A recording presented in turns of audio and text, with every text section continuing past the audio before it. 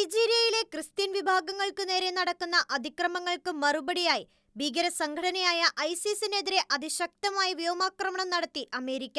Christmas ദിനമായ December 25-നാണ് നൈജീരിയയുടെ വടക്കു പടിഞ്ഞാറൻ മേഖലയിലെ ഭീകര കേന്ദ്രങ്ങൾ ലക്ഷ്യമിട്ട് അമേരിക്കൻ സൈന്യം ആക്രമണം നടത്തിയത്.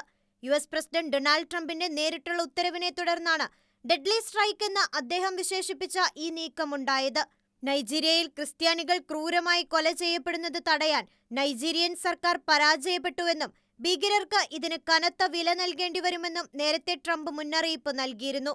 നൈജീരിയൻ സർക്കാരിന്റെ സഹകരണത്തോടെയും അനുമതിയോടെയുമാണ് അമേരിക്കൻ ആഫ്രിക്ക കമാൻഡ് ഈ ആക്രമണം നടത്തിയത്. ആക്രമണത്തിൽ നിരവധി ICC ഭീകരർ കൊല്ലപ്പെട്ടതായി US പ്രതിരോധ വകുപ്പ് സ്ഥിരീകരിച്ചു. മേഖലയിൽ സമാധാനം ഉറപ്പാക്കാൻ ആവശ്യമെങ്കിൽ കൂടുതൽ സൈനിക നടപടികൾ ഉണ്ടാകുമെന്ന് US പ്രതിരോധ സെക്രട്ടറി പീറ്റ് ഹെഗ്സെത്തും വ്യക്തമാക്കി. ക്രിസ്ത്യൻ ജനവിഭാഗങ്ങൾക്കെതിരായ വംശഹത്യയുടെ തോതിലുള്ള ആക്രമണങ്ങൾ ആഗോളതലത്തിൽ തന്നെ വലിയ ആശങ്ക സൃഷ്ടിച്ചിരിക്കുന്ന പശ്ചാത്തലത്തിലാണ് അമേരിക്കയുടെ ഈ നിർണായക ഇടപെടൽ. ഇതോടൊപ്പം കഴിഞ്ഞയാഴ്ച സിറിയയിലും ICC കേന്ദ്രങ്ങൾക്ക് നേരെ അമേരിക്കൻ വായുസേന അതിശക്തമായി തിരിച്ചടി നൽകിയിരുന്നു. ഓപ്പറേഷൻ ഹോക്കി സ്ട്രൈക്ക് എന്ന പേരിൽ നടന്ന ആ ദൗത്യം സിറിയയിൽ 2 അമേരിക്കൻ സൈനികർ കൊല്ലപ്പെട്ടതിനുള്ള പ്രതികാരമായിരുന്നു.